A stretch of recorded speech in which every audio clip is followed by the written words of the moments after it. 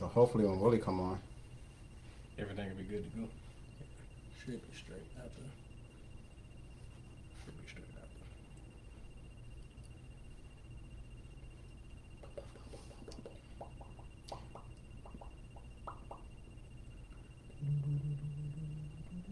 see, but Willie might still can't. That's not my face. Willie still might not be able to join on here. Yeah, yeah. Because it was like, you know how I kept getting on? But then they couldn't. Mm. So if you just send an invite to Willie. That wasn't. We'll see. Yeah. All right. Yeah, Let's get about 5 more minutes and we'll get started. Whoever's watching, and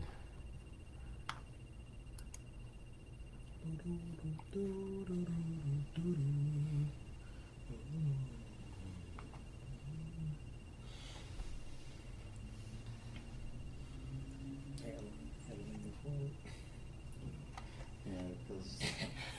Let me come up.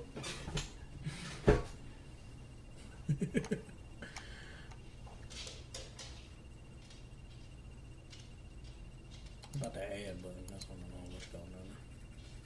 Bottom left, bottom right, excuse me. Hmm? I said, what's that add button? That's at the bottom right down there.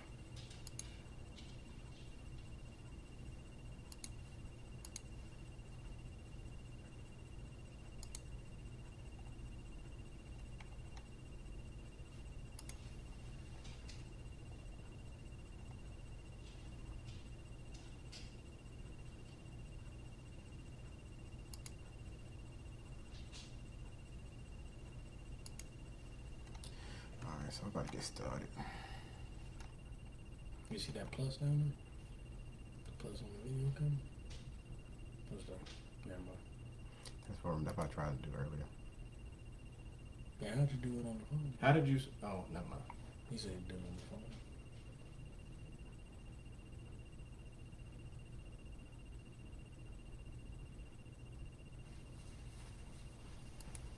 You got screwed up, Mike. You got screwed up.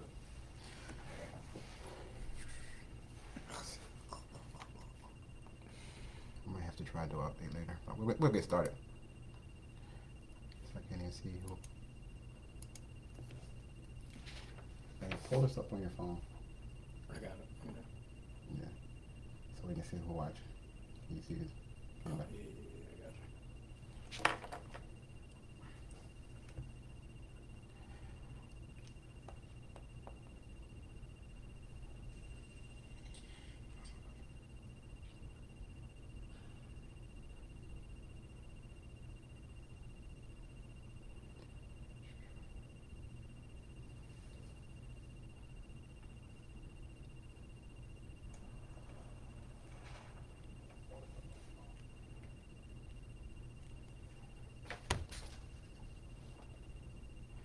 All right, so we're about to get started. Sorry for the technical difficulties. This is our first time, our first intentional talk. This is something that we're going to be doing every Sunday at 7 o'clock. So make sure you try to tune in.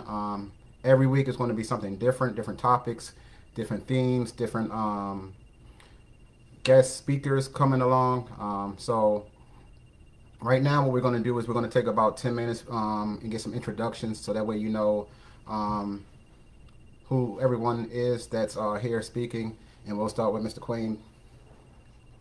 All right, beautiful. All right, what's up, everybody? My name is Quayne Thornton. I'm from Columbia, South Carolina. I've been teaching here in Beaufort County for 3.5 years, going on my 4th year this year, all in 3rd grade at Ladies Island Elementary. I went to school at USCB, graduated December 2016, early childhood education major, and yeah, that's it. Oh, also graduated the Call Me Mr. program at USCB as well. Kappa Sig. Let's see what else I got. Kappa. Oh, yes, I'm a member, greatest organization on the face of the earth, Kappa Alpha Psi Fraternity Incorporated. Also, 2019, 2020 Teacher of the Year as well. Awesome. All right, next we have Mr. Corey Hollis. What's up, everybody? My name is Corey Hollis. Born and raised in Columbia, South Carolina. Graduated from Blythewood High School. Decided to pursue my undergrad at University of South Carolina, Beaufort, early childhood education major. Graduated in spring 2016. Currently a third grade teacher at Port Royal Elementary School. I've taught second grade for 3 years and third grade for one. Um, Also a member of the greatest fraternity on the planet, Kappa Alpha Psi. And also was a member of the Call Me Mr. program at USCB as well. All right, thanks, Mr. Corey. So, my name is Tyrone McMillan. I'm originally from Baltimore, Maryland. Um, I served 9 years in the United States Army. After the United States Army, I decided to relocate to South Carolina, where I attended the University of South Carolina, Beaufort. Got my bachelor's degree in early childhood education, going on 6 years teaching third grade. I received my master's degree from the University of South Carolina, Columbia, in educational administration, and I'm currently a PhD student at Liberty University. All right.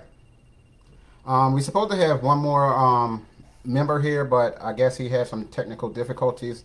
So we're going to go ahead and get started because I don't want to waste your time, and I know um, everyone is interested in learning how we're going to do this every week. So the next thing we're going to talk about is our why, and our why is why we decided to be educators. Before we even start this, let me just say this. Nationally, and there 82% of teachers nationally are white middle-aged women. So that means that about 13% of teachers nationally are African American or black. Now, the thing that's really important is that only 2% of teachers nationwide are black male educators. So across the nation, across the United States, only 2% of teachers are black males. So that's a low number when we're talking about our black male students, when we're talking about black students in general, or students of minority. So right now, we're going to start out and we're going to just tell you our why and why we decided to do education. All right, Corey or Quayne, whichever one will go first. I'll start. So I'll be honest, I actually have to give Mr. Thornton some credit because he actually told me about the Call Me Mr. program. And with those of you that are unfamiliar, the Call Me Mr. program is a great program, and basically it promotes minority males to go into the field of education, but in particular, elementary education or early childhood education. So basically, attended USCB, and my journey is different. I just wanted to go to college, and this scholarship really gave me an opportunity. And when it got time to you get into your practicum classes and things like that, you realize that you have some talent, you have some natural ability, you have some natural skill, and that was the case with me. And also, the Call Me Mr. program was intriguing, because it promotes positive African American and minority role models. And I know me, my father died when I was 8. And I had a lot of positive role models in my life after that. So I was just thinking, it would be something great if I can give back. And in my opinion, the most important profession in the world, because without educators, no one could do anything. So that's a small piece of my why for education, just a very small piece.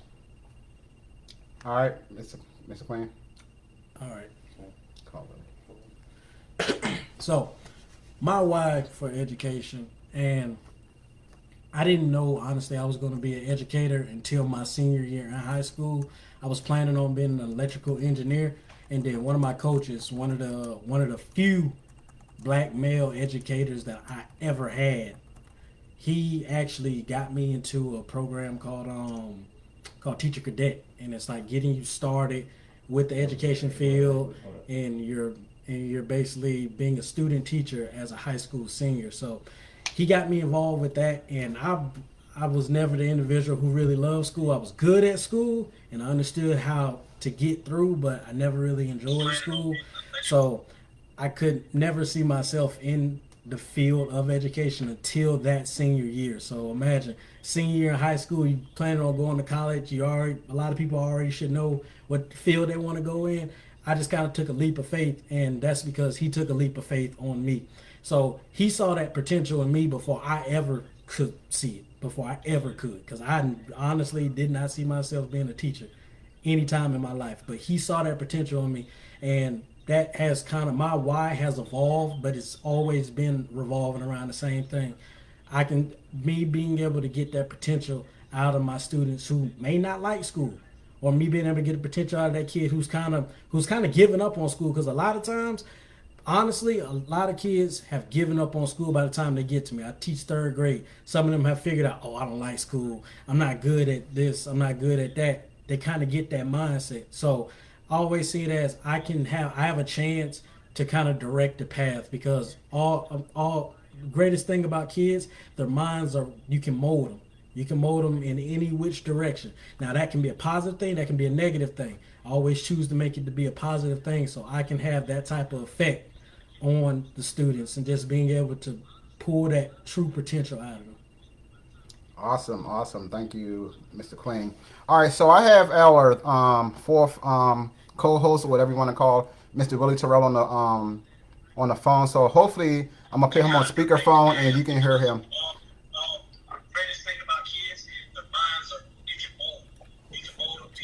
Go ahead, Willie. Willie, go ahead. Tell Willie to turn down his own thing. Willie, turn your face. There you go. If he just turns his whole Facebook live thing. All right, Willie, turn your Facebook Live off real quick. Turn it off. Yeah.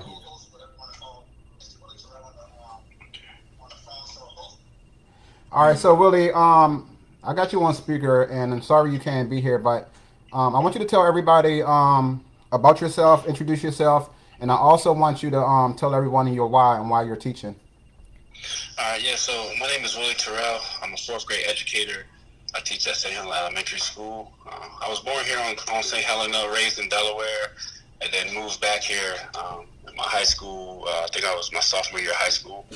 So my why for education, the reason I teach, comes from really a previous job I held. So as a director of operations of AMI Kids Buford, which is a nonprofit that works with kids who get incarcerated or educated in lieu of incarceration, meaning that they'll come to us instead of going to do like a sentence for juvenile charges.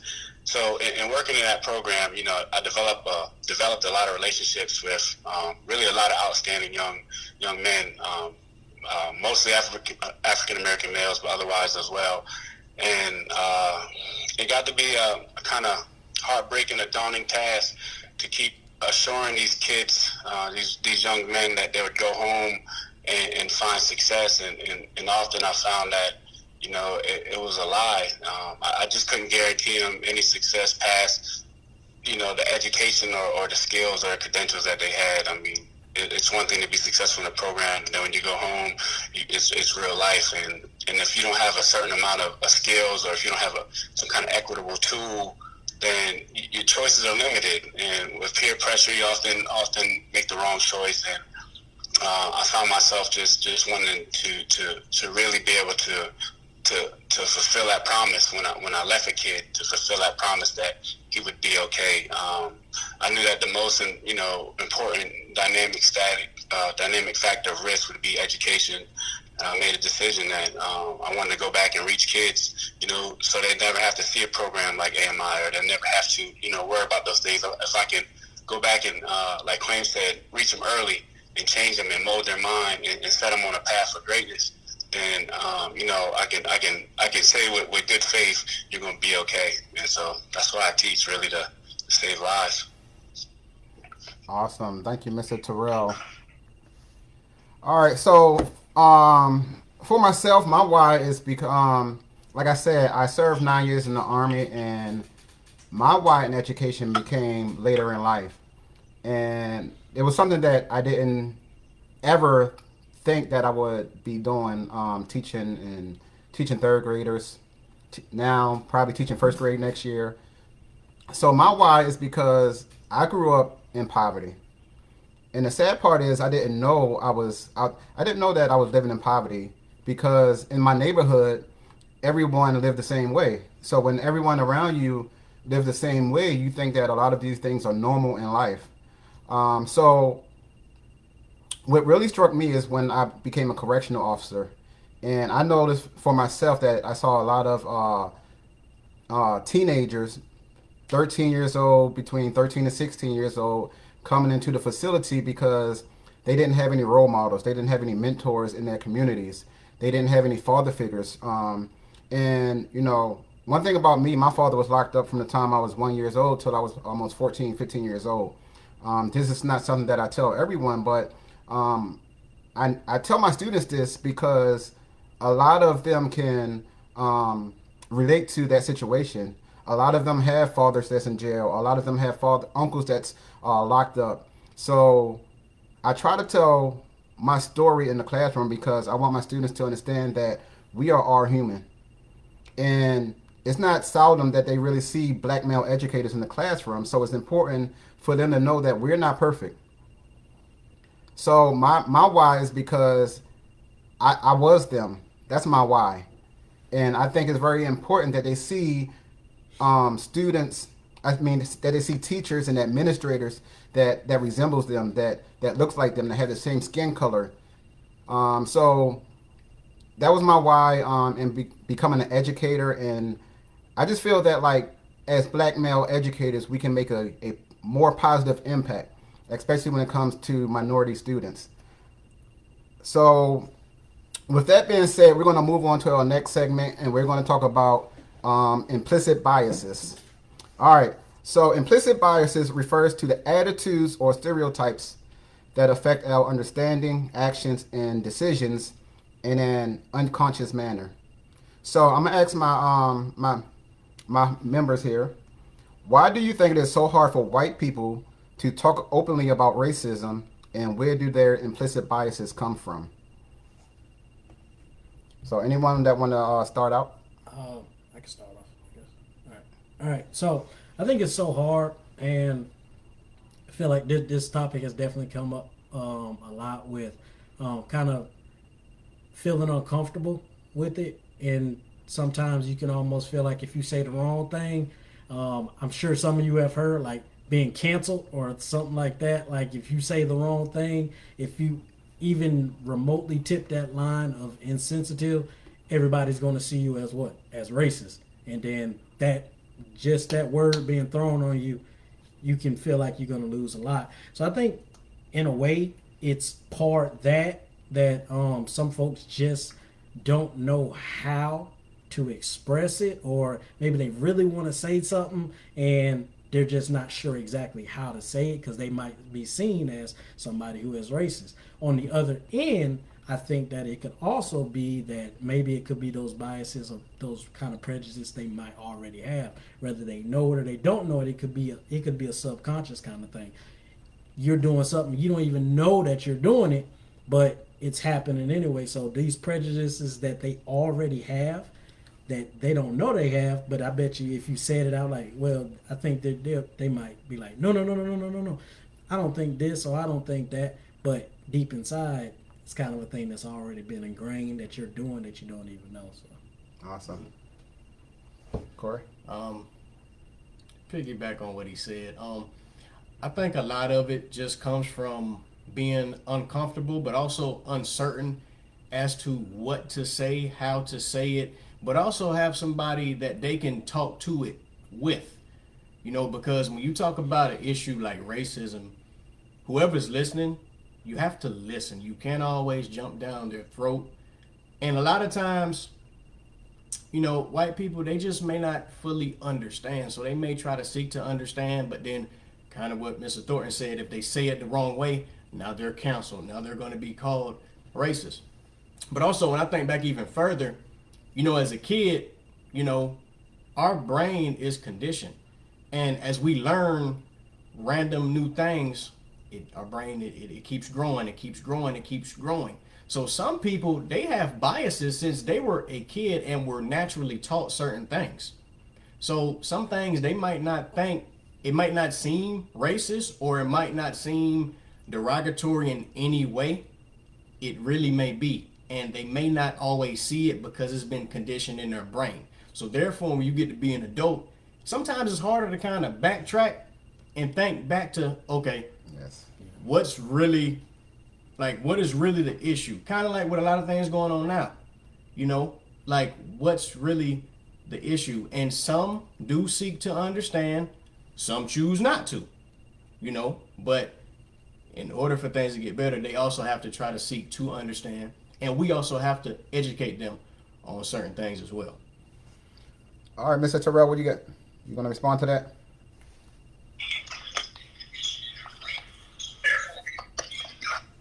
Come again? Are you gonna respond to this question? Oh yeah, I'm sorry. I'm kind of backlogged, so I'm still listening to Corey on the live. I'm a little bit delayed from you guys, but I think we all have implicit bias. The problem is when you have to accept those bias or to face that bias, it's pretty uncomfortable.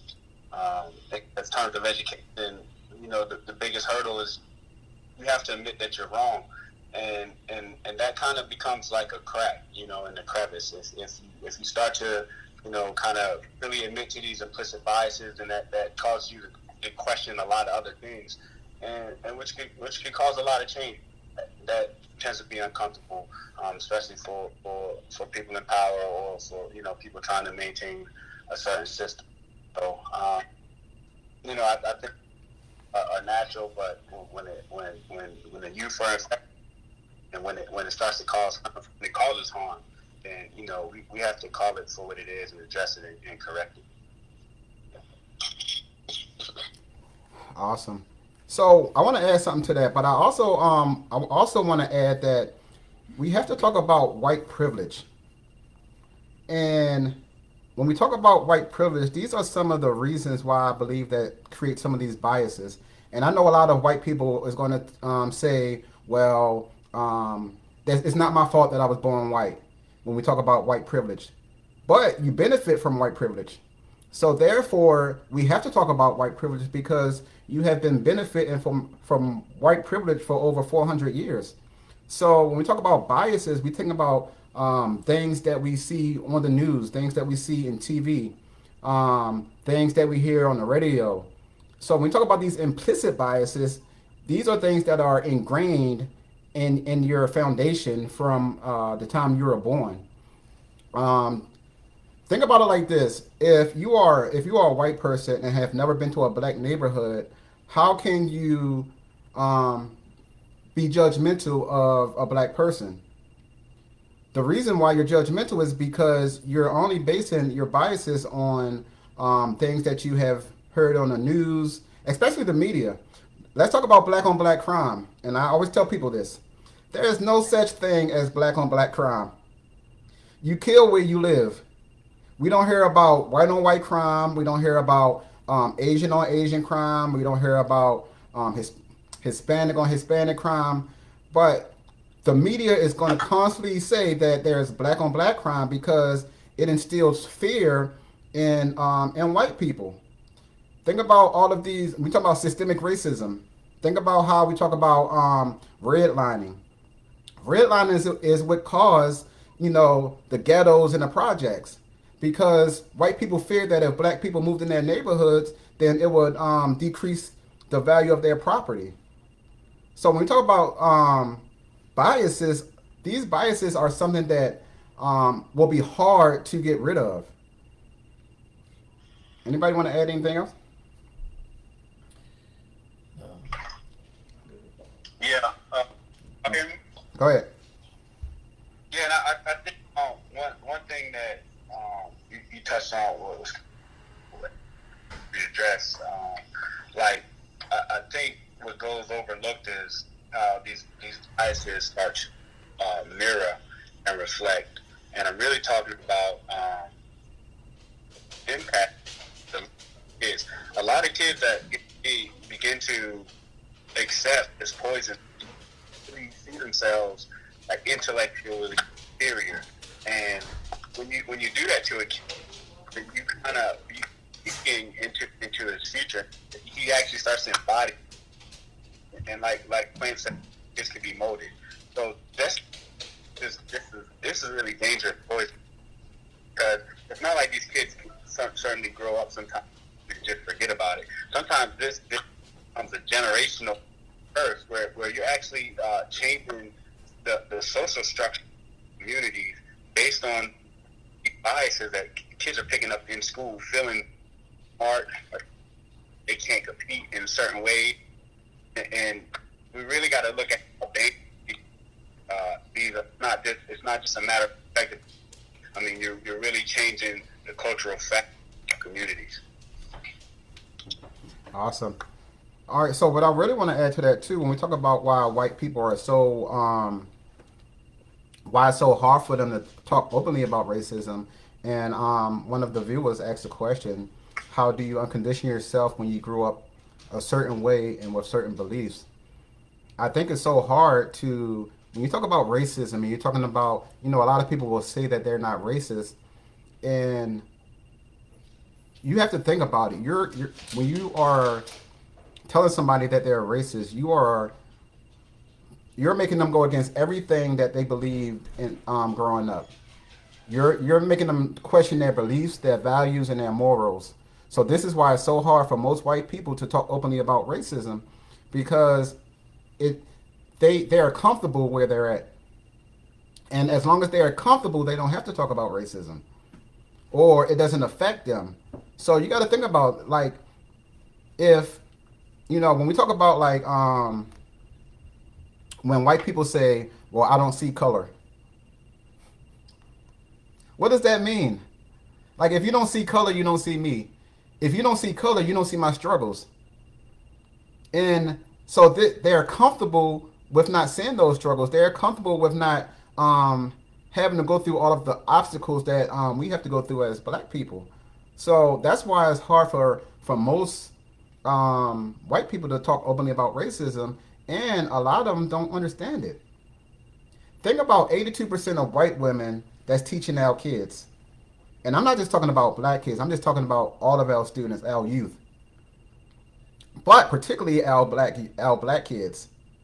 82% of teachers are white middle-aged women. If they can, what's the word? If they can understand our culture and the way we grow up, how can they teach our kids? How can they relate to our kids? Now, I'm not saying that all 82% of white educators cannot relate to our kids, because I have met a lot of awesome white educators that it doesn't matter what color the kids are in that classroom, they can relate to them and they can teach them and they grow students.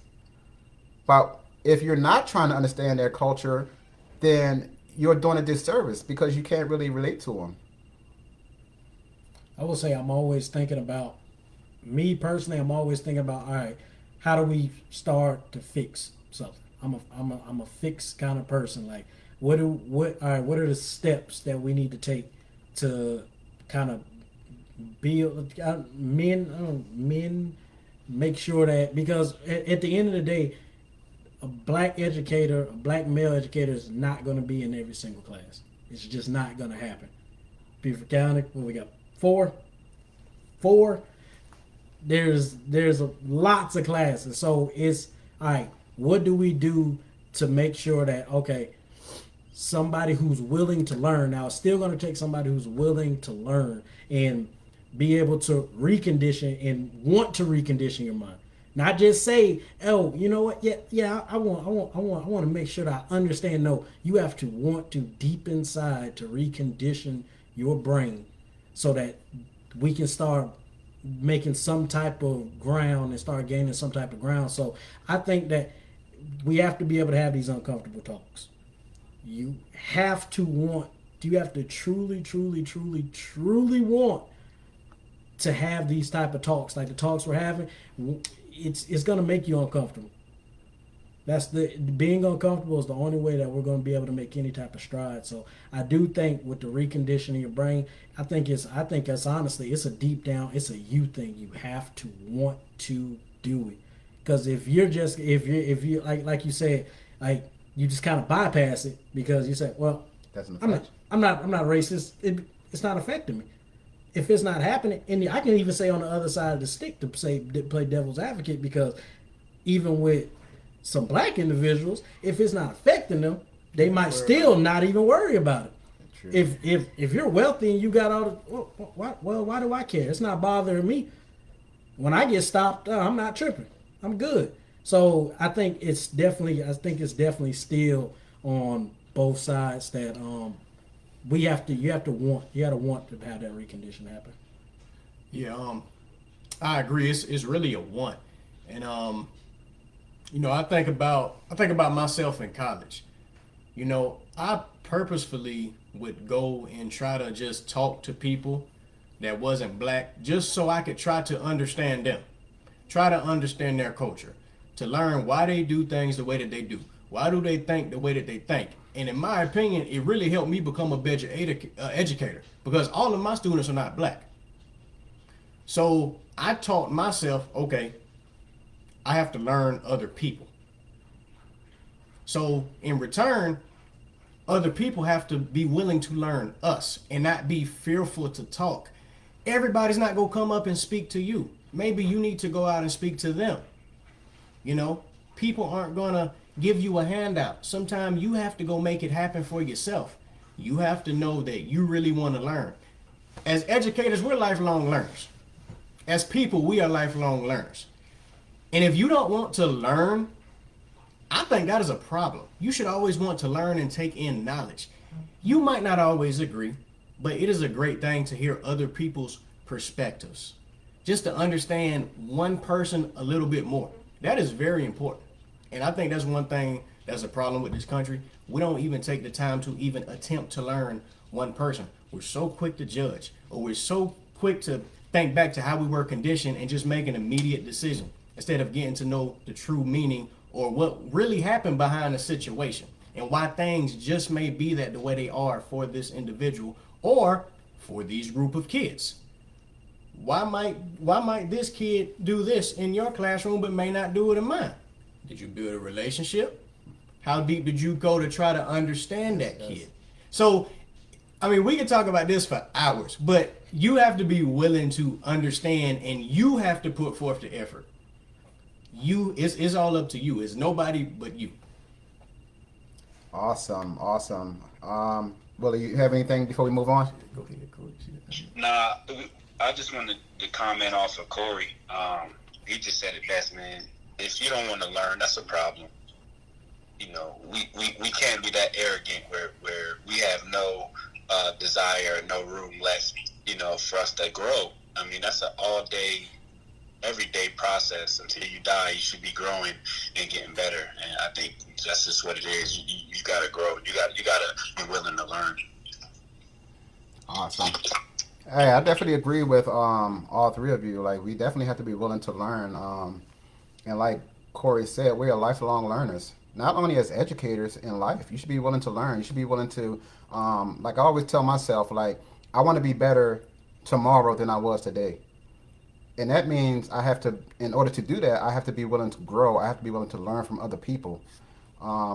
So therefore, when we talk about, stereotype, systemic racism, that's embedded in the foundations that we, in our employment, in our in education.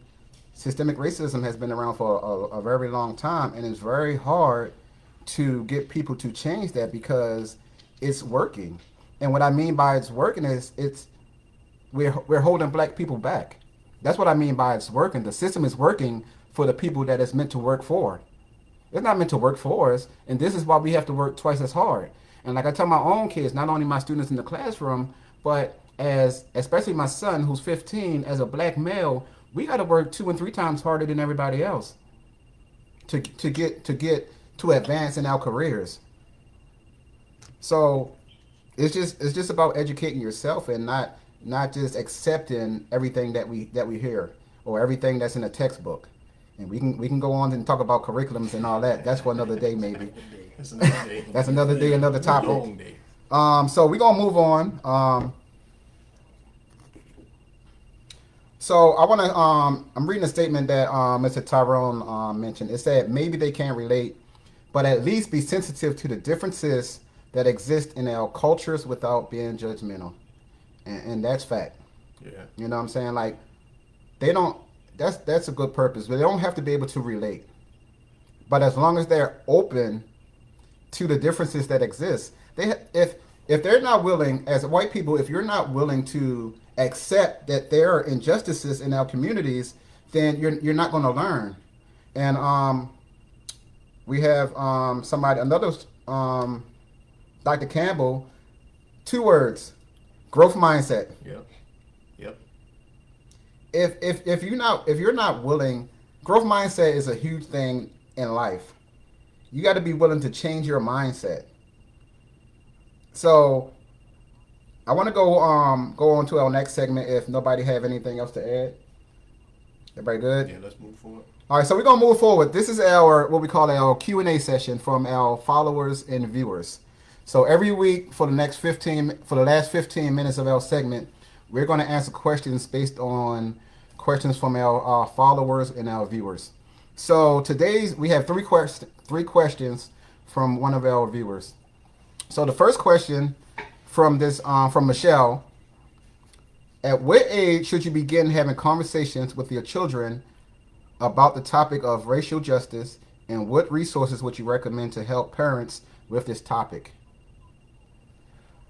Um, I, I'll say this. I'll start and then I'll take it to another way. So I will say, as a third grade educator, we have to teach South Carolina history. Now, if you're teaching South Carolina history in third grade, and if you really follow the standard, you're going to have to talk about some of this stuff regardless. But to be honest, if these kids don't have any type of foundation or knowledge, they look at you and they have no idea what you're talking about because they don't think that it's real. They don't think that it happened. You know, we always talk about Dr. Martin Luther King, what he did. We always talk about Rosa Parks, what she did. But do they talk about Claudette Colvin? You know, do they talk about other people that's not the typical high-profile African-American people that tried to make change? So I think that, maybe before they start school, just kind of tell them, just enlighten them. And I'm not saying harp on them and teach them, but just enlighten them. Just let it be known. Put it in the air. And then, they're going to read books. They're going to be around other kids. And then if you enlighten them, they'll start asking you questions. But as I said, South Carolina history, that starts in third grade. You got to do it before then. And like I said, by the time you get there, it's like they're clueless. They don't think it happened. So, in my opinion, as early as possible. And as parents, I don't think you should be scared to do it. Do not be scared, because they're going to find out in school. Then they're going to come back to ask you. So just do it. Educate them as early as you can about certain things. It's not a bad thing because it's the truth. Right. Oh, yeah. We don't have I don't have kids of my own, but I have 20 plus that's in my class that are just like my kids. Cause I see them during the school year. I'm seeing them more than their parents a lot of times. So I'm okay with put it in an atmosphere as early as possible. Just put it out there, because what it allows them to do, it allows them to start questioning. I'm okay with my kids questioning everything I teach them. I don't care if they question me. I love it because it drives the lesson and makes it keep on going. I want them to, in the middle of class, just ask me a question that's a little bit that questions the things that I'm even teaching them. So I think it's fine to put it. You like you said, you don't have to harp on it. It doesn't have to be a full drawn out lesson, and you're just like, all right, you need to read this and you need to be knowing this. Just put it in the atmosphere so they can start questioning. They can start questioning what they're being taught. So because if you're just saying okay and you take it just off of face value, you become a sheep, and now you're just following what you're hearing. And that can be a dangerous thing if you're just following what you're hearing and you have no questions about it. So I think it's perfectly fine to put it in the atmosphere as early as possible. Kindergarten. It could be kindergarten. Just throw it out there. Let it be known. Don't got to harp on it. Say it. You can keep on moving, so it allows them to question it later on as they're going. All right, Mr. Willie.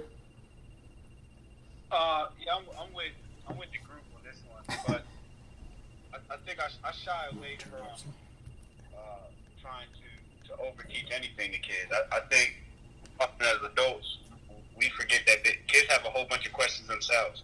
I think sometimes we get so wrapped up in what we want to teach them, we forget to teach them what they want to learn, and that's what they're going to hold on to anyway.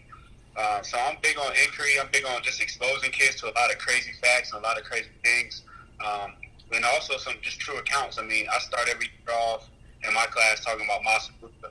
That's just my go-to icebreaker to kind of expand and expand their mindset about things that they thought were true or thought they known. And then let them desire their own learning. Kids kind of want to know certain things. Our job to really take their desires and to give them all the knowledge that they want, rather than just supplanting them with curriculum that we or All right, awesome.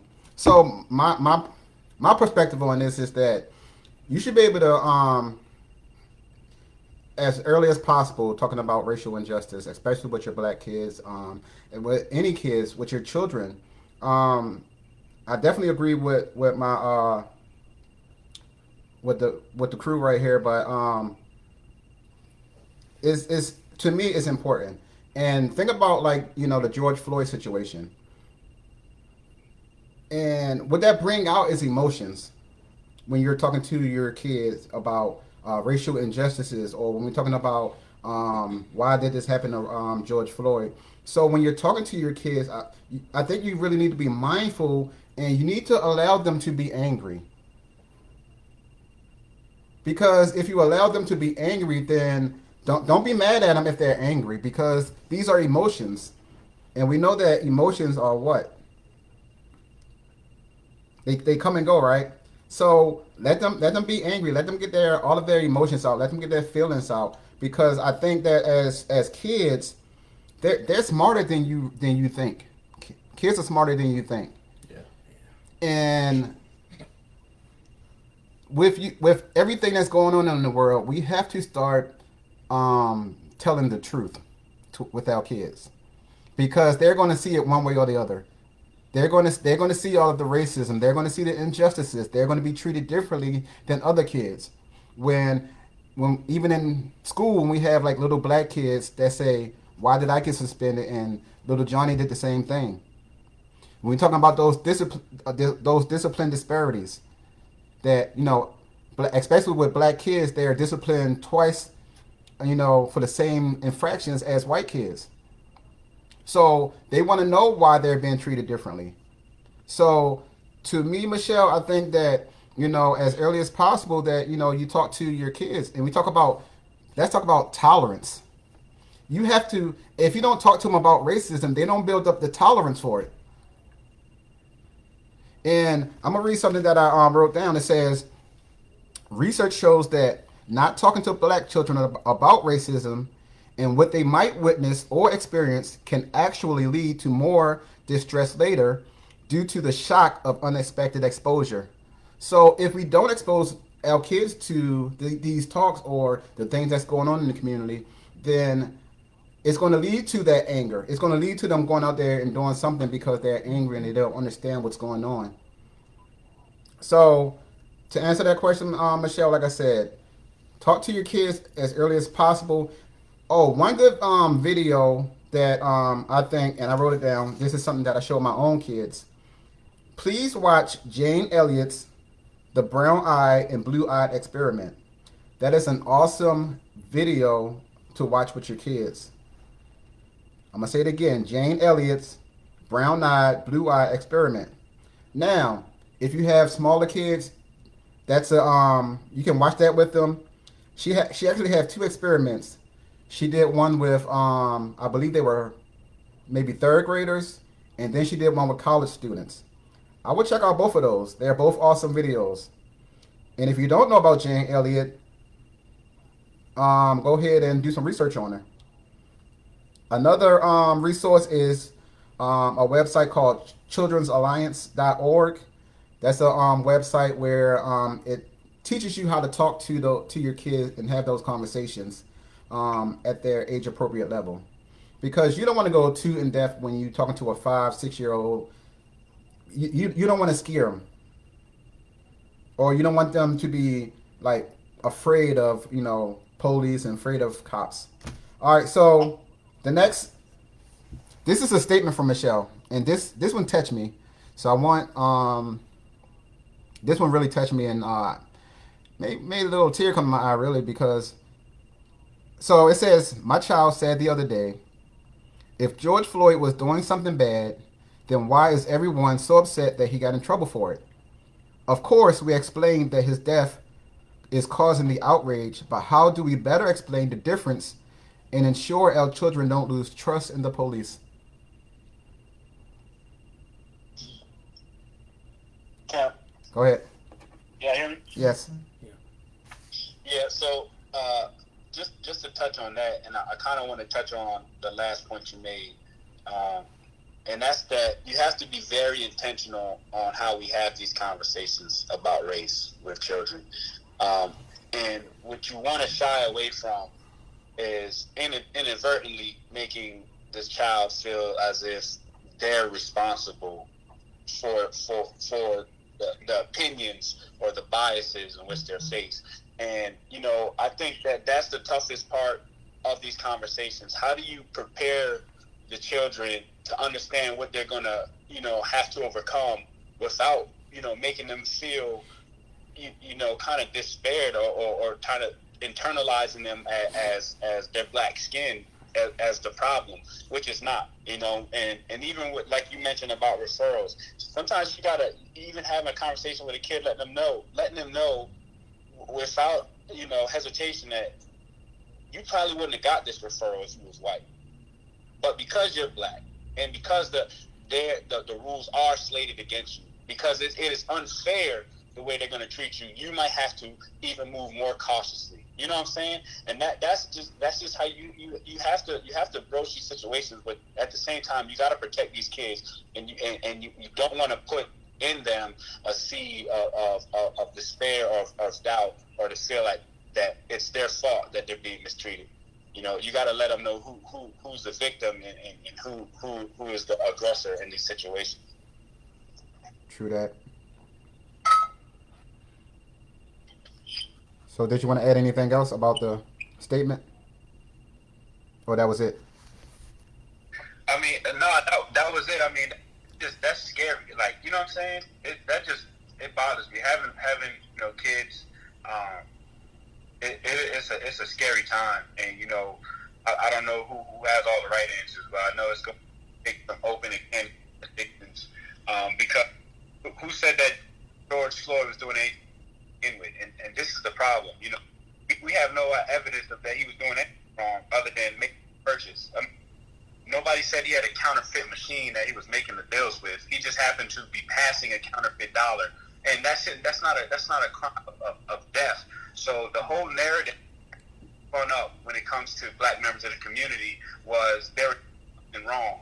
But a lot of these something wrong were from intentional policing policies or other place. They weren't necessarily doing anything wrong in the first place. But that's the narrative fun. And so we gotta fight against that and shy away from that. There's nothing about somebody doing something wrong. Well, it is, but it has nothing to do with George Floyd wrongs. It has to do with wrongs of this man who kneeled on his neck, and it's systemic racism faced by this community. That's the focus. We can't sidetrack and fall into these that's doing something wrong, or he deserved.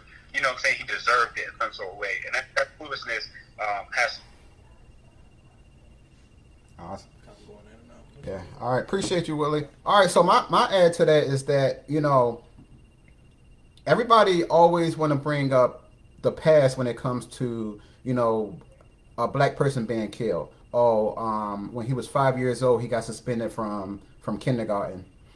Like, what about all of the past reprimands from these police officers that's still on the force?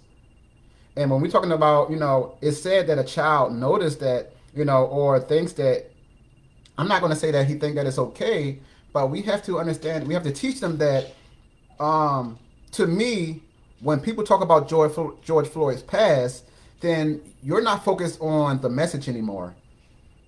You're not focused. You're not concerned that an officer held a knee on his neck for almost 9 minutes. You're not worried about the injustices that we're facing in the black communities. You're not worried about the number of white police officers that are assigned to black communities where it's just like education. They don't understand the culture. So growing up in Baltimore, I seen more white police officers in my neighborhood than black police officers. So if they already coming in with those biases that black males are thugs, black males are criminals, then it's going to be more crime. They're going to lock you up for simple possession. They're not trying to build relationships because in policing they don't understand that they work for the community. So that's sad that as a child he asks him why is everyone mad. We're not mad, you know. Like I always say, the police officers, it's not their job or their duty to be the judge, the jury, or the executioner. It is their job if they want to make an arrest. All right.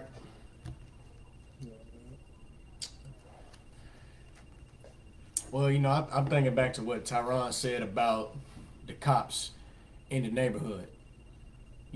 And even if those are white cops in a black neighborhood, it's still up to the cops to get to know what's going on. If you get a call, say if you get a call to the projects, something's going on.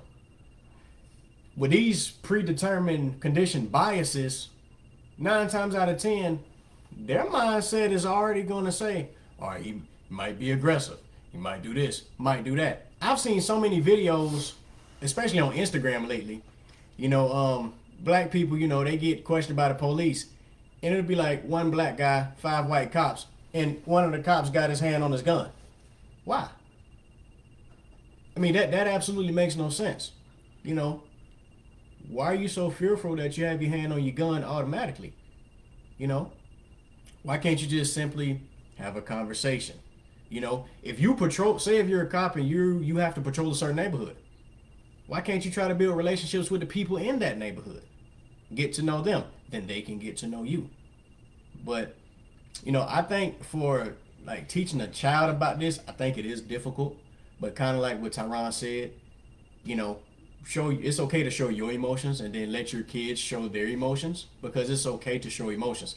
They come and they go, But I think it is a difficult thing to teach a kid about it and to kind of explain it to them. But you still have to. No, the phone. See that next one. What that next one says. Hold on. So I want to answer that last piece to Michelle's, and it says, how do we better explain? Well, we explained the difference, but how do we ensure our children don't lose trust in the police? I thought a long time about this question because Michelle actually sent it to me a few days ago, and to me, I think that we have to stop generalizing and grouping everything together. I think that's our first part.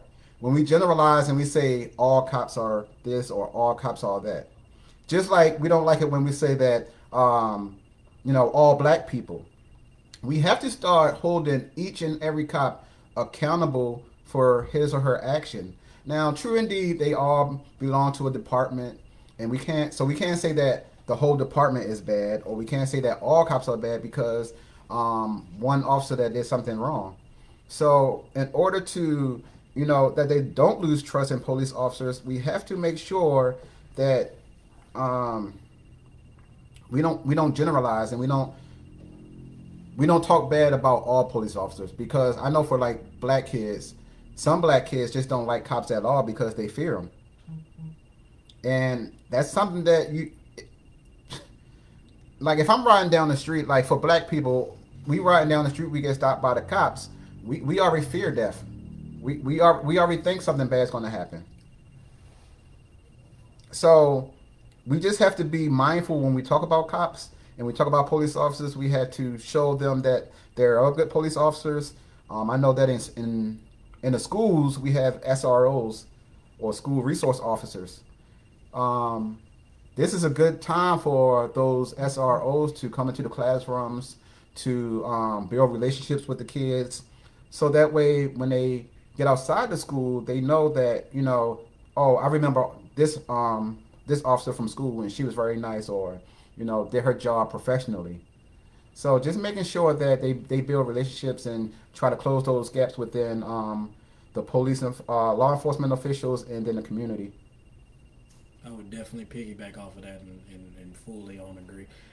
We cannot put everybody into one bubble because there's some educators who aren't very good educators and make us other educators look very bad, and you hear about those ones on the news. You don't necessarily hear about all the other good stuff that's happening. Usually in education, what you're gonna hear that something's going wrong, test scores are low, so and so got fired because this or that happened. So I wouldn't want to get grouped into that. Oh man, all educators are always doing something scandalous. I wouldn't want to be grouped that way. So I think just to agree with what you said, because I know some police officers who are absolutely amazing individuals, and that was before they even became officers. I just knew them; they were good people. Exactly. In general, they were good people. Corey, Drew's brother, is one of the most outstanding individuals I've ever met, Great person. and he gets a lot of slack now, Exactly. and people don't even know him as a person. And he's one of the, like I'm saying, he'll give you the shirt off his back. So it's Yes, sir. cannot put everybody into a group for sure. All right, so I know it's getting to our hour, and I promise that we'll try to keep our segment to an hour. So I'm gonna read the last question, and the last question from Michelle is: how would you recommend handling racial injustice in the workplace, specifically in schools? Say that one more time. Sorry. How would you recommend handling racial injustice in the workplace, specifically in schools? So pretty much, how would you handle those tough conversations in schools? I know me. I don't sugarcoat. I don't sugarcoat things with my students. I just don't.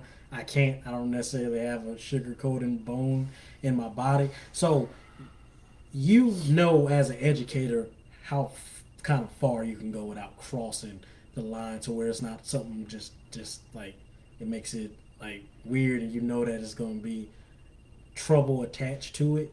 So if my student asks a question, I'm gonna give them an answer. I'm gonna there's no doubt about it. I'm gonna give them an answer. I'm gonna give them an honest answer. I'm gonna give them a transparent answer about it.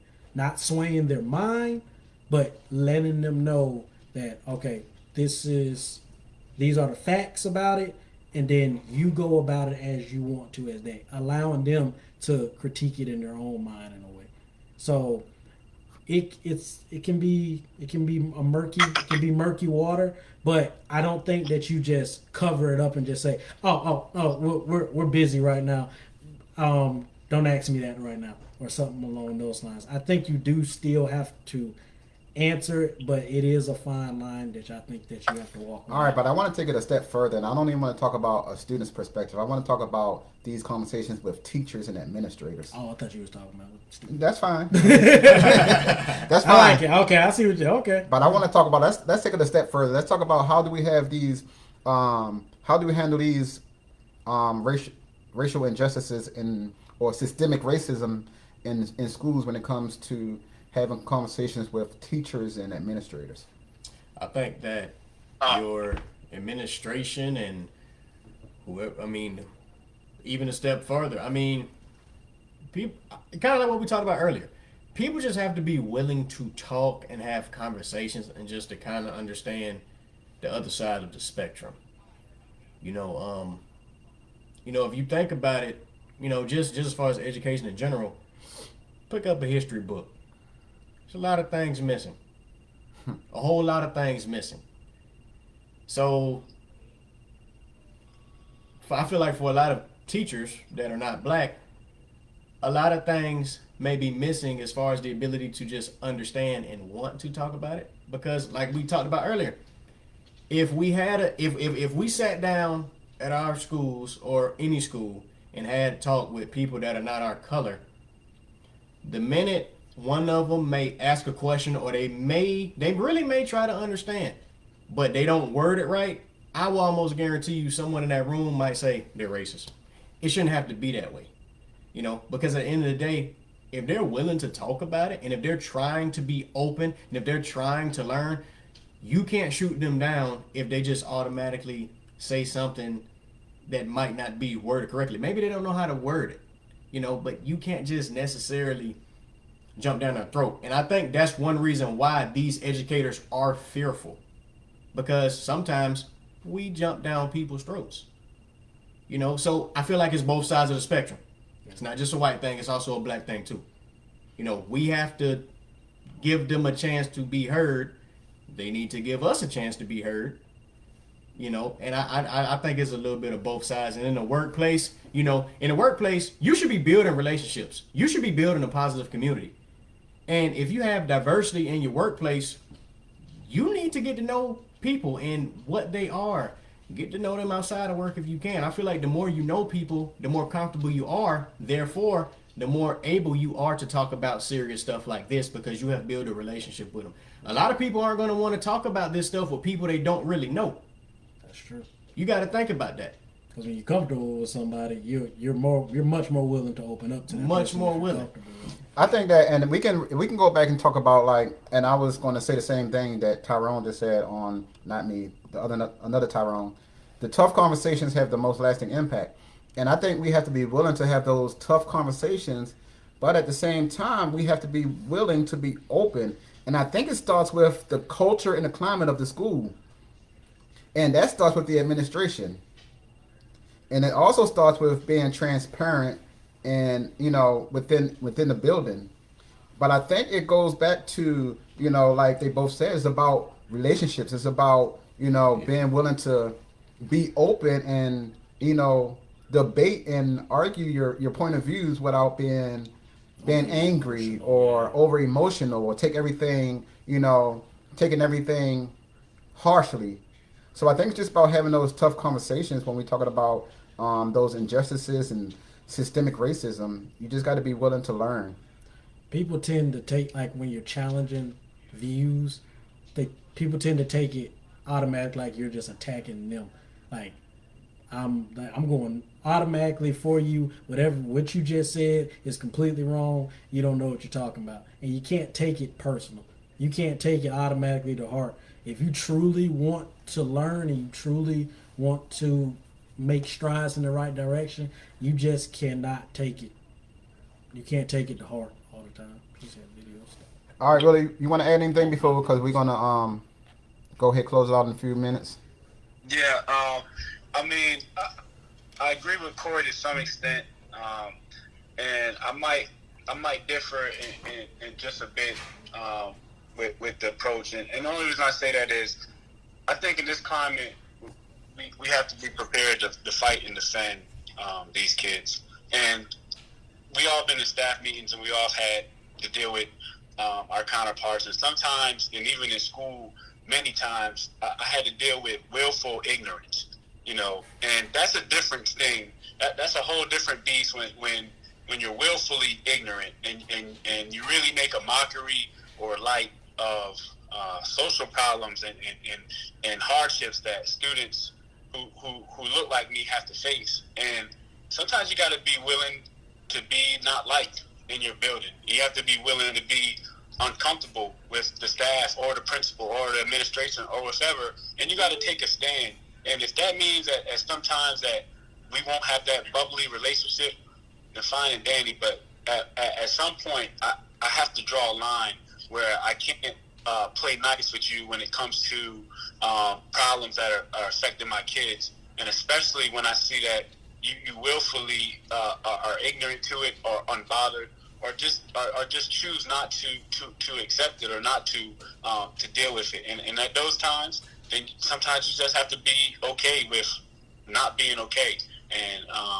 And that's just the stance that I feel like I had to take many times and will take, because at the end of the day, I know I come in those doors for those kids, not necessarily the adults that's there or the boss that's cutting my check, but I come for those kids, and that's going to be number one priority. Awesome. Amen to that. We have, I want to read something that Davina mentioned in the group, in the chat. As administrators, we have a responsibility to lead the charge on ensuring our staff is culturally competent, providing PD, and having conversations, etc. So that's it right there. Like, if the administration is not taking that charge, then it's not going to happen. And your teachers are not going to feel comfortable having those conversations because I work at a predominantly white school. I'm the only black male educator there, and there's two other black females. Other than that, we are the only black teachers at my school. So I don't want to have to be, I don't mind having the conversations. When we talk about cultural diversity, cultural sensitivity, I don't mind having a conversation with white teachers because when I talk to them, I'm teaching them. I want them to learn from me.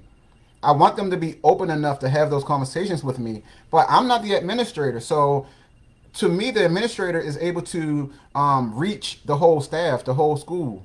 So with that being said, I just want to say thank you to everyone for joining us today. This was our first intentional talk. We had some technical difficulties that made us run over, and I appreciate you logging back in with us and joining us, asking questions, and because I really, our whole concept behind this, guys, is we want y'all to be involved. We want y'all to ask questions. We want y'all to add your comments because it's this is a platform for everybody to learn. So next week, I want you to come back Sunday at 7 o'clock. It's gonna be the same thing, same time every week. Now, next week we're gonna have three. We're gonna have three. We're gonna have three police officers join us in our conversation. All right. So we're gonna have two officers from here in Beaufort County, and we're gonna have one officer. He's a state trooper in for um, Illinois State Police. So next week we're gonna have three law enforcement officers. So make sure you come back. Make sure you have your questions. We're gonna talk about how we can bridge the gap between law enforcement officers and the citizens. We're gonna talk about steps that we can take when we are pulled over and stopped by law enforcement officers. So please come back and join us next week because it's going to be a good conversation. Thank you for joining and watching Intentional Talk, and we'll see you next week.